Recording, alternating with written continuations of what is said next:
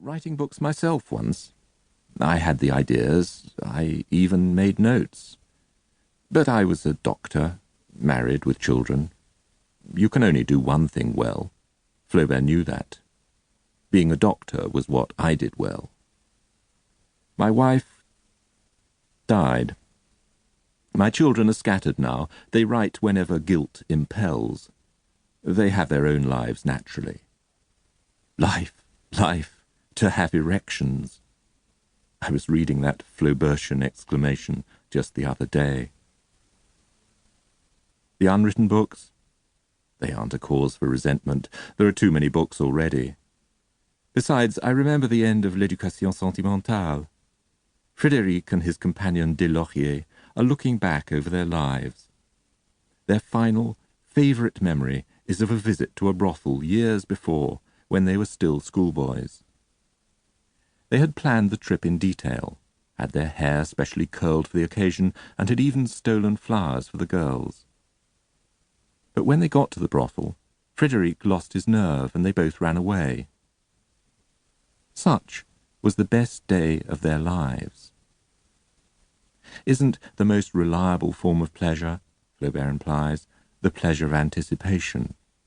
Who needs to burst into fulfilment's desolate attic? I spent my first day wandering around Rouen, trying to recognize parts of it from when I'd come through in 1944. Next day, I drove west to Caen and then north to the beaches. I lunched at the Hôtel de la Marine overlooking the bay. I was close to where friends had died, the sudden friends those years produced, and yet I felt unmoved. 50th Armoured Division, 2nd British Army. Memories came out of hiding, but not emotions, not even the memories of emotions.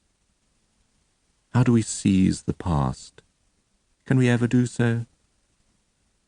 When I was a medical student, some pranksters at an end-of-term dance released into the hall a piglet which had been smeared with grease. It squirmed between legs, evaded capture, squealed a lot. People fell over trying to grasp it and were made to look ridiculous in the process. The past often seems to behave like that piglet.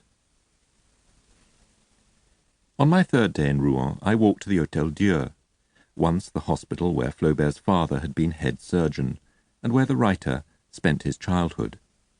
Now it's a museum. I was admitted by a gaunt, fidgety gardien whose white coat puzzled me. He wasn't a doctor, a pharmacien, or a cricket umpire. White coats imply antisepsis. Why should a museum caretaker wear one? To protect Gustave's childhood from germs? He explained that the museum was devoted partly to Flaubert and partly to medical history, then hurried me round, locking the doors behind us with noisy efficiency. I was shown the room where Gustave was born, his eau de cologne pot, tobacco jar, and first magazine article. Various images of the writer confirmed the dire early shift he underwent from handsome youth to paunchy, balding burgher. Syphilis, some conclude. Normal 19th century aging, others reply. I kept reminding myself that he had fair hair. It's hard to remember. Photographs make everyone seem dark. I studied the doctoral thesis of Gustave's brother Achille.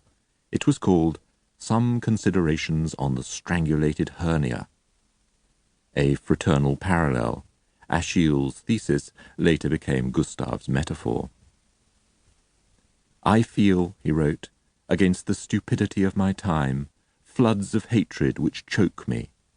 Shit rises to my mouth, as in the case of a strangulated hernia. But I want to keep it, fix it, harden it. I want to concoct a paste with which I shall cover the 19th century, in the same way as they paint Indian pagodas with cow dung. Then I saw the parrot. It sat in a small alcove, bright green and perky-eyed, with its head at an inquiring angle. Siticus, ran the inscription on the end of its perch. Parrot borrowed by G. Flaubert from the Museum of Rouen and placed on his